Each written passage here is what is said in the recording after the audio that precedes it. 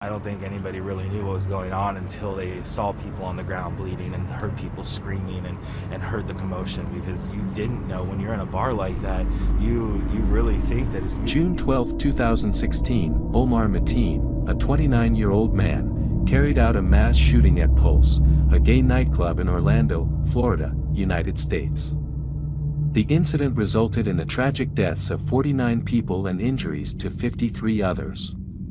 Mateen was eventually shot and killed by Orlando police officers following a 3-hour standoff.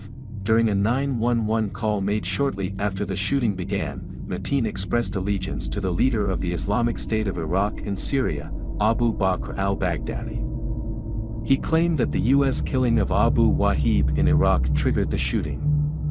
Mateen also cited his opposition to American-led interventions in Iraq and Syria as motives for his actions. The FBI classified the incident as a terrorist attack. The shooting occurred during Latin Night at Pulse, primarily attended by the Latino community. This tragedy stands as the deadliest terrorist attack in the United States since the September 11th attacks and ranks as the second deadliest mass shooting in modern American history, surpassed only by the 2017 Las Vegas shooting.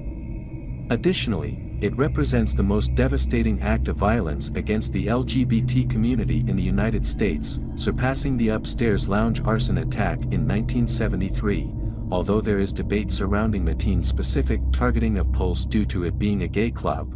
On June 11, 2016, Pulse was hosting its weekly Saturday night event called Latin Night, drawing a primarily Latino crowd. As the shooting began, Kenya Michaels, a contestant from RuPaul's Drag Race and a drag queen, was performing on stage. Approximately 320 people remained inside the club, which was serving last call drinks around 2 a.m. Eastern Daylight Time on June 12. Meanwhile, Omar Mateen arrived in a rental van and parked it near a neighboring car shop. Armed with SIG Sauer MCX semi-automatic rifle and a 9mm Glock 17 semi-automatic pistol, Mateen approached the club wearing a plaid dress shirt, a white t-shirt, and cargo pants. At 2:02 a.m., he entered the building through the southern entrance and opened fire on patrons. The crowded nightclub became a scene of chaos and tragedy, with numerous fatalities and severe injuries. Officer Adam Gruler, an off-duty Orlando Police Department (OPD) officer working as a security guard, was present at Pulse during the shooting. Realizing his handgun was no match against Mateen's rifle, Gruler took cover and immediately called for assistance.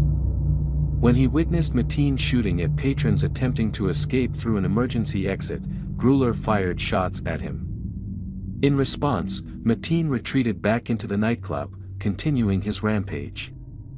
As additional officers arrived at the scene, Gruler alerted them to Mateen's location on the patio and resumed firing. 2 officers joined Gruler in engaging Mateen, who eventually retreated into one of the bathrooms, initiating a hostage situation.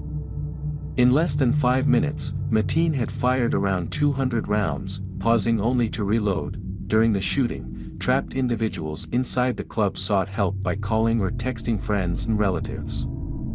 Initially, some mistook the gunshots for firecrackers or part of the music.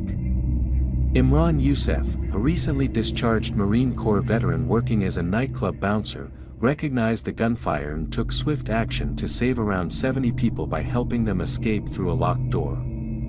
Witnesses described scenes of panic and confusion, with people hiding in bathrooms, beneath the bar, and even shielding themselves with bodies. Despite the harrowing circumstances, some individuals bravely attempted to assist the wounded. According to hostages, Mateen entered a bathroom where people were hiding and opened fire, injuring several individuals. After his rifle jammed, he switched to his handgun and continued to shoot.